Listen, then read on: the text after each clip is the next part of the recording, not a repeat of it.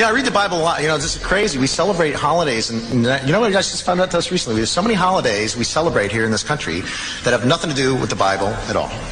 Real famous holidays, like Christmas. Christmas has nothing, it's not in the Bible. The birth of Jesus is in the Bible, but not Christmas. The tree isn't in the Bible, you know, gifts, that's not in, it's nowhere it says celebrate my birthday, it says Jesus. It's just, it's a pagan holiday that the Romans invented that we just do. But everywhere you go, I'm telling you, I've seen this so many times. You see a big nativity scene, and there's baby Jesus, the manger, sheep, shepherd, wise men, Mary, Joseph, Santa Claus right in the middle. Like, who's that? Mary's Lamaze coach? Santa Claus has nothing to do with anything. This is David, who says, we have friends who do not celebrate Christmas because they say December 25th is really a pagan holiday. How do I respond to them? Well, in a sense, tell them they're right. Winter solstice, a couple of days later, was the shortest day of the year, and the pagans had something called SATURNALIA, and it was a time of lawlessness because all the laws were suspended. A bunch of singers actually wandered the streets naked, singing. And then they had orgies, sexual orgies. It was a mass thing. When the Catholic Church came along in Italy, the Romans and others didn't want to give up their holidays, so they said, okay, we'll Christianize it. So they said, okay, we'll say the birth of Jesus was the 25th of December. All this business about mistletoe, pagan. Christmas trees, pagan. Giving out gifts, pagan. Every bit of it is pagan. Every single bit of it is pagan. We've Christianized it all. Well then, are you and Leonard putting up a Christmas tree? No, because we don't celebrate the ancient pagan festival of Saturnalia. Saturnalia?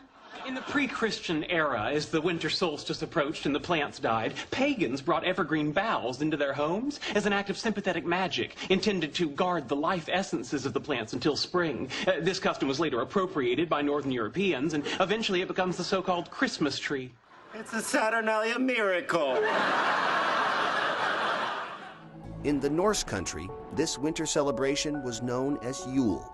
Around December 21st, the winter solstice, fathers and sons dragged evergreens indoors as reminders of life and set logs on fire as a promise of good fortune. Ancient Rome had its own December festivals. 1 week before the winter solstice, Romans began celebrating Saturnalia, an orgy of food and drink in honor of Saturn, the god of agriculture. Romans, particularly soldiers and government officials, also worshipped Mithra, the sun god. It is believed that to the birthday of Mithra, December 25th, was the holiest day of the year. What most modern Christians don't realize is that there was a deity by the name of Serapis, whose followers were called Christianos, Christians. As early as 200 BCE, there were pagan worshippers of Serapis that called themselves Christians. At the Vatican, this statue of the Roman pagan deity Mithras, with the words Christos Mithras. Mithraism was the main pagan religion of ancient Rome, and became blended with the Messianics of Israel through the compromises of the Nicene Council, headed by Constantine and his son Crispus. The iconic scenes of Mithras show him being born from a rock, slaughtering a bull, and sharing a banquet with the god Sol, the sun. Thus we have a merge of the early Church of Rome with Mithraism and forming the RCC, Roman Catholic Church.